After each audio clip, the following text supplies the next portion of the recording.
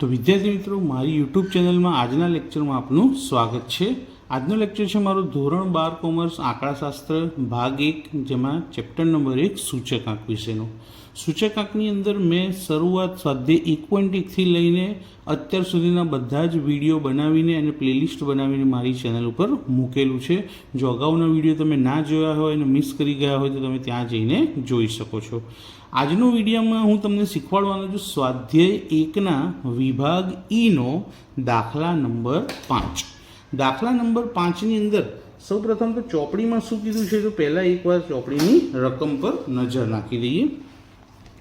દાખલા નંબર 5માં શું કીધેલું છે તમને કે અહીં ઔદ્યોગિક પેદાશના જુદા જુદા સમૂહના સૂચકાંક અને એના ભાર આપણને આપેલા છે। તો સૂચકાંક અને ભાર આપ્યા છે અને આ પરથી ઔદ્યોગિક ઉત્પાદનનો સૂચકાંક આપણે શોધવાનો છે। આમાં આપણને કોઈ વર્ષ, ચાલુ વર્ષ, આધાર વર્ષ આપેલું નથી, ફક્ત અહીં આપણને સમૂહના સૂચકાંક અને એના ભાર આપ્યા છે અને ઔદ્યોગિક ઉત્પાદનનો સૂચકાંક આપણે શોધવાનો છે। તો સૌપ્રથમ આ જે કોષ્ટક છે સમૂહ, સૂચકાંક અને ભાર, તે આપણે ચોપડામાં દર્શાવી દઈએ। તો ચોપડાની અંદર સમૂહ, સૂચકાંક અને ભાર આ ત્રણેય વસ્તુ આપણે દર્શાવી દીધા છે। હવે જ્યારે પણ ભાર આવતો હોય ત્યારે હંમેશા ભારિત સરેરાશવાળું IWનું સૂત્ર વપરાય। તો આપણે ખાલી IWનું ખાનું બનાવવાનું છે, કારણ કે રકમમાં I અને W બંને આપેલા છે। તો IWનું ખાનું બનાવવા માટે ગુણાકાર કરીશું। તો સૌથી પહેલાં 390.2નો 30 સાથે ગુણાકાર કરીએ તો જવાબ મળશે આપણને 11,706। 11,706।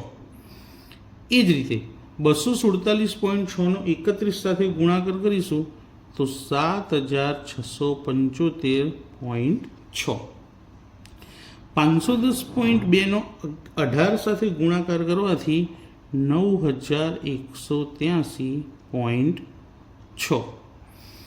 403.3નો 17 સાથે ગુણાકાર કરવાથી 6,856.1।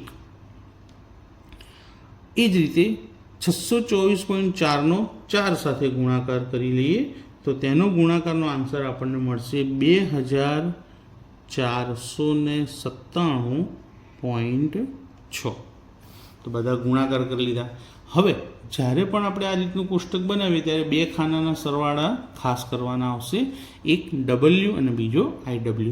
તો W અને ખાનાની જેટલી બી કિંમતો છે બધાનું ટોટલ થશે 100 અને IWની જેટલી પણ કિંમતો છે એ બધાનું આપણે ટોટલ કરીએ ત્યારે આપણને મળશે 37,918.9। તો કોષ્ટકમાં ફક્ત આપણે IW બનાવવાના હતા, બાકી બધું રકમમાં આપી હતું અને સરવાળો કરી લીધો। હવે આપણને કીધું હતું કે ઔદ્યોગિક ઉત્પાદનનો સૂચકાંક શોધવાનો છે। તો ઔદ્યોગિક ઉત્પાદનનો સૂચકાંક I બરાબર સિગ્મા IW/W। તો સિગ્મા IW અને સિગ્મા W બંને કિંમતો આપણને મળી ગઈ છે। તો સિગ્મા IWની કિંમત 37,918.9 છેદમાં 100। હવે આનો ભાગાકાર કરી દઈએ તો 379 પોઈન્ટ, હવે છેલ્લો 9 છે તો આગળ એક ઉમેરાશે તો 18ના શું થઈ જશે 19। તો આપણને શું મળી ગયું ઔદ્યોગિક ઉત્પાદનનો સૂચકાંક। હવે એનું અર્થઘટન પણ લખી દઈએ। તો અર્થઘટન લખતા ધ્યાન રાખીએ કે આપણને અહીંયા કોઈ વર્ષ આપેલા નથી કે આધાર વર્ષ કયું છે અને ચાલુ વર્ષ કયું। તો નોર્મલ લખી દઈએ કે ભાઈ આધાર વર્ષની સાપેક્ષમાં ચાલુ વર્ષના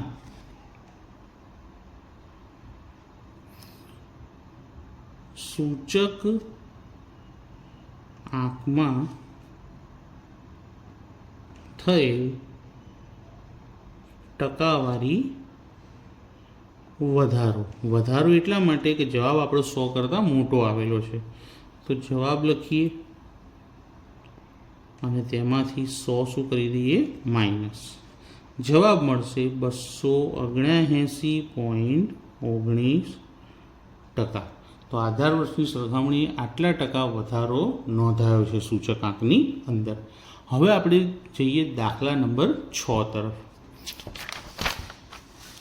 દાખલા નંબર 6 ની અંદર આપણને કઈ પ્રકારની રકમ આપી છે તે જોઈએ તો કોષ્ટક નથી આપ્યું, આ રીતે લેખિત રકમ આપી છે કે 2010ના સાપેક્ષમાં 2015માં એટલે કે આધાર વર્ષ અને ચાલુ વર્ષ ઘઉંના ભાવ 70% વધે અને ચોખાના ભાવ 40% ઘટે. એટલે ઘઉંના ભાવમાં 70% વધારો થયો અને ચોખાના ભાવમાં 40% ઘટાડો. તો કઈ રીતે લખાશે? તો જો આ ઘઉં તેનો સૂચકાંક 100 + 70 તો 170. તો ઘઉંનો સૂચકાંક કેટલો થઈ ગયો? 170. ચોખામાં 40% વધારો થયો છે તો 100 + 40 તો ચોખાનો સૂચકાંક કેટલો થઈ ગયો? 140. આગળ જોઈએ, બાજરીના ભાવ 25% ઘટે અને તેલના ભાવ 40% વધે. તો બાજરીના ભાવમાં ઘટાડો થયો 25%નો તો 100 - 25 તો એનો સૂચકાંક 75. અને તેલના ભાવમાં 40% વધી ગયા તો 100 + 40 140. એ જ રીતે ઘીનો જે ભાવ છે તેમાં 5% ઘટાડો થયો છે. તો ઘીના ભાવમાં 5% ઘટાડો તો 100 - 5 એટલે આવશે 95. તો બધાના સૂચકાંક આપણને મળી ગયા છે. હવે આપણે એનું મહત્ત્વ શોધીએ. તો મહત્ત્વ શું કીધું? જો મહત્ત્વમાં કીધું કે ઘી કરતાં તેલનું મહત્ત્વ 3 ગણું હોય. હવે ઘીનું મહત્ત્વ આપણને આપેલું નથી, તો ઘીનું મહત્ત્વ નથી આપ્યું તો આપણે શું લખી દઈએ? 1. ઘીનું મહત્ત્વ 1 અને ઘી કરતાં તેલનું મહત્ત્વ 3 ગણું છે. તો આ 1ને 3 વડે ગુણી લઈએ તો શું જવાબ આવશે? 3. તો તેલનું મહત્ત્વ કેટલું થઈ ગયું? 3 થઈ ગયું. આગળ વાંચી શું કીધું છે? ચોખાનું બમણું હોય અને ઘઉં તથા બાજરીનું મહત્ત્વ ચોખા કરતાં બમણું હોય. હવે ચોખાનું મહત્ત્વ ઘી કરતાં બમણું છે એટલે 1 × 2 બરાબર કેટલું? ચોખાનું મહત્ત્વ 2. અને ઘઉં અને બાજરીનું મહત્ત્વ ચોખા કરતાં બમણું છે. તો ચોખાનું મહત્ત્વ શું આવ્યું? 2 આવ્યું. તો એના કરતાં પણ બમણું. તો બંનેનું 2 વડે ગુણવા પડશે. 2 × 2 એટલે 4 અને 2 × 2 એટલે 4.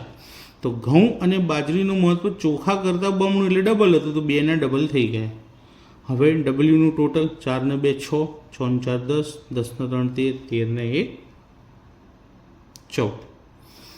હવે આઈ અને ડબલ્યુનો ગુણાકાર 17 × 4 = 68 એટલે થશે 680. 14 × 2 = 42 એટલે થશે 14 × 28 એટલે થશે 280. 75 × 4 કેટલા થશે? 300. 14 તરી 42 એટલે થશે 420 અને 95 એકા 95. હવે આ બધી કિંમતોનો શું કરી લઈશું? આપણે ટોટલ મારી લઈશું. તો આ બધી કિંમતોનું ટોટલ કેટલું થશે? 1775. હવે IW આપણને મળી ગયા છે. તો હવે સૂત્ર કે ભાઈ 5 વસ્તુઓના સમૂહના ભાવનો સૂચકાંક જુઓ. અંદર કીધું છે કે ભાઈ ખોરાકની આ 5 વસ્તુઓના સમૂહના ભાવનો સૂચકાંક શોધો અને તેનું અર્થઘટન કરો. તો 5 વસ્તુઓના સમૂહના ભાવનો સૂચકાંક I બરાબર, હવે આપણે IW શોધ્યા હતા એટલે IW વાળું સૂત્ર આવશે કે σIW / σW.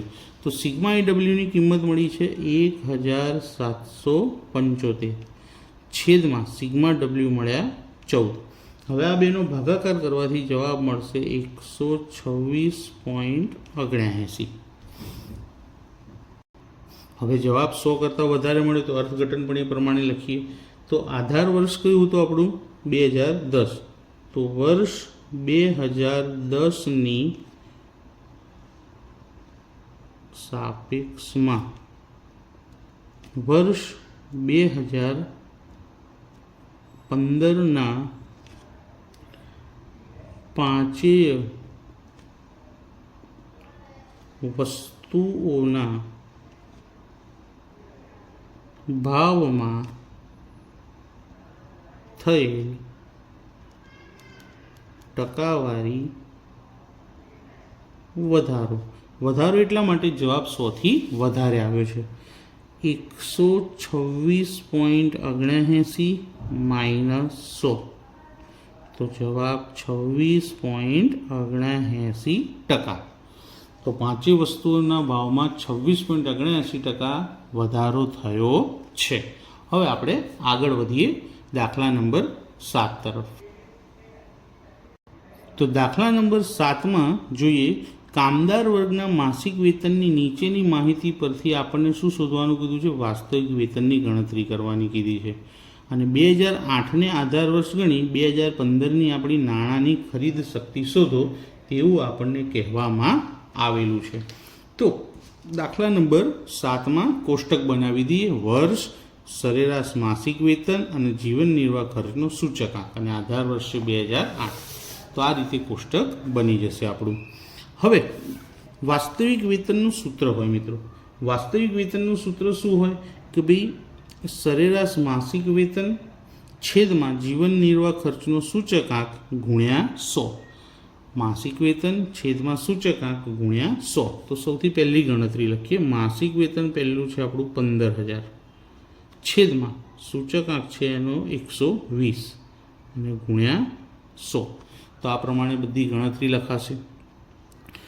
બીજામાં આવે છે 18,000 છેદમાં 180 ગુણ્યા 100. ત્રીજામાં આવે છે 19,000 છેદમાં 205 ગુણ્યા 100. ત્રીજામાં આવશે 20,000 છેદમાં 220 ગુણ્યા 100. ત્યારબાદ 22,000 ગુણ્યા છેદમાં 235 ગુણ્યા 100. અને છેલ્લું લાસ્ટ 25,000 છેદમાં 260 ગુણ્યા 100. તો દરેકની ગણતરી લખી દીધી. હવે એનું કેલ્ક્યુલેશન કરી લઈએ. તો 15,000 ગુણ્યા 100 ભાગ્યા 120. તો જવાબ મળશે આપણને 12,500. ત્યારબાદ 18,000 ગુણ્યા 100 છેદમાં 180. તો એનો જવાબ મળશે આપણને 10,000. ત્યારબાદ 19,000 ગુણ્યા 100 છેદમાં 205. તો એનો જવાબ મળશે આપણને 9,286.29. 20,000 ગુણ્યા 100 ભાગ્યા 220. તો એનો જવાબ મળશે 9,090.91. ત્યારબાદ આગળ 22,000 ગુણ્યા 100 ભાગ્યા 235. તો 9,361.7. અને છેલ્લું 25,000 ગુણ્યા 100 ભાગ્યા 260. તો 9,615.38. તો બધાના માસિક વેતનની ગણતરી કરી લીધી. હવે આપણને કીધું હતું 2008ને આધાર વર્ષની સાપેક્ષમાં વર્ષ 2015માં નાણાંની ખરીદ શક્તિ. તો નાણાંની ખરીદ શક્તિનું સૂત્ર છે 1/1 ચાલુ વર્ષનો જીવન નિર્વાહ ખર્ચનો સૂચકાંક. આપણે ચાલુ વર્ષ કયું લેવાનું છે? 2015. તેનું સૂત્ર છે કે 1/, જીવન નિર્વાહ